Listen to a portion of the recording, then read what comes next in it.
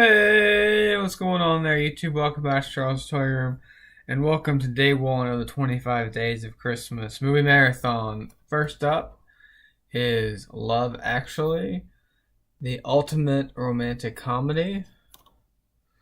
This is the very first time that I have seen this movie. Bought this a while ago because I've heard such great things about it, but finally sat down and actually watched it because of this movie marathon I'm doing.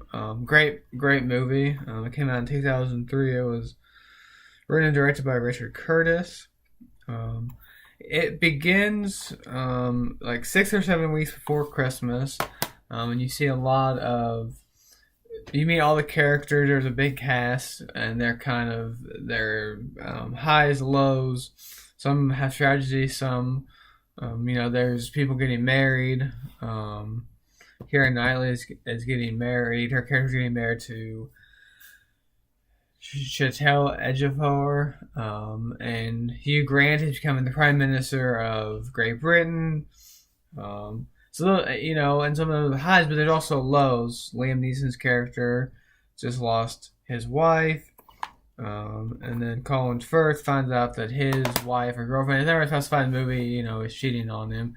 And so that's kind of, it kicks it off from there. And it goes through the next 6 weeks till Christmas. Some of the characters intertwine.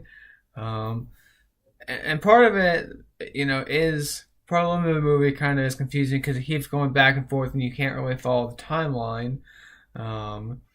Because so much of it does run together, and at the end, all the characters kind of come together in two different locations. I'll talk about the ending. First, there's an ending at the school, and so I'll start with some of the characters. Hugh Grant, like I said, is the Prime Minister of Great Britain. He meets Natalie, who works in I forget the place where the Prime Minister works or wherever he lives. And so she works for the state, and they meet through there. And an incident happens with the President of the United States, who comes and visits, who's played by Billy Bob Thornton. And so she leaves. But then she leaves, or he asks her to leave because of that incident. And then she sends him a Christmas card, and you can kind of tell the whole movie that there's something there that's going to be something. So he goes to find her and meets her entire family, and then goes to a Christmas play where his sister, played by Emma Thompson, and her husband Alan Rickman are there with their kids at the Christmas play. And so those two stories kind of intermingle, as well as Liam Neeson and his stepson. Throughout the movie, you see he's not doing well. A lot of people think it's because his mom just died, but it's actually because he's in love with the girl at school. And Liam Neeson really does a great job as a stepfather to encourage him, and so they all kind of intertwine. Liam Neeson and Emma Roberts' character are friends as well, and so these all stories right here kind of intertwine together at the school. And that's where you see these two first. Kiss on stage is kind of an awkward there in the backstage, and then the curtain opens up. So that's kind of where you find those. That's kind of where you find those two in love. And then they go to the airport, which is my favorite part of the movie. They go to the airport because I don't know who plays this kid. The girl he loves is getting on an airplane to go to New York for the holidays, and he never was able to. So the whole story is Liam Neeson encourages this kid to become part of the play, the musical that they attend. And so he plays the drums while she sings, and he said it doesn't work, and Liam Neeson says, you need to go and tell her how you feel, because I should have told your mom every day how I felt. And it was a very nice, beautiful moment. So they go to the airport, and you see a big scene of him running through the airport and trying to find this girl, and you find out that it actually is that the girl likes him as well. And so it's a very cute moment, one of my favorite parts of the movie. And then the very end of the movie starts similar to the very beginning of the movie. So in the beginning of the movie, you hear Hugh Grant, a voiceover, talking about the world and hate, and that the world needs more. And you know, if you don't think the world has enough love, you should go to the Heathrow Airport in London and see it's in the arrival section. You can see all the love that's in the world, and so that kind of starts it out. And so at the end, we're back at the airport, and you see that Hugh Grant arrives back, and Natalie's there, and then Alan Rickman arrives back, and there's a couple other people that arrive back, and then the other story that arrives back is Colin Firth. So Colin Firth goes to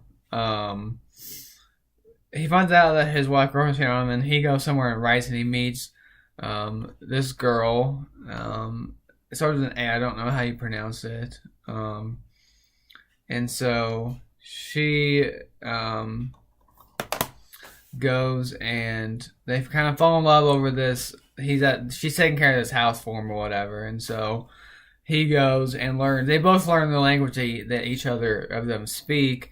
And he goes and asks her to marry him in his native language, her native language, and we learn that she has learned English for him, and so that's a very cute moment you can see on the back here. Well, these two arrive back in the airport and are met by Keira Knightley and Chiwetel Ejiofor, and then this guy right here, who's kind of an interesting character. And so, again, in the movie, like I said, Keira Knightley is getting married to Chiwetel Ejiofor, and this guy plays Ejiofor's best friend, and is at the wedding, is videographing. And you find out later that he is in love with Keira Knightley's character. And there's a scene where he comes to the house and he has a bunch of these note cards and he shows them to him. But Keira Knightley and Colin Firth are related, and so Keira Knightley and Chiwetel Ejiofor show up at the airport, and he's with them. And so he's the one character I didn't really understand or relate to or get in the movie. But yeah, there's just some other characters around. There's a story about a guy going to America to meet a bunch of girls, and that was kind of stupid in my opinion. But he comes back with a couple girls that his best friend is working on a movie where two people meet, and I'm going to forget the name. Maybe it's on the back of here. I'm going to forget. He played Bilbo Baggins.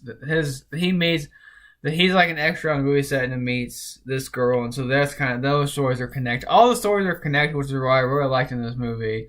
The only thing I did not like is the timeline. It's a little off. You have to kind of follow it. There's some other issues with Alan Rickman's character, maybe falling for his assistant. And there's also a storyline with Laura Linney and her brother. And there's also a guy that she works that likes, and she works for Alan Rickman. And so that's how everything's connected. Everything is kind of connected, which I really like. I love this movie. It's a great Christmas movie. It's also a great romantic comedy about why love is important. And so check it out. I'm going to stop rambling now, as I've talked way too long. But here you go. Check out Love Actually. This is day 1 of 25 Days of Christmas Movie Marathon. Stay tuned for some more videos, and I'll see you in the next one. Bye for now.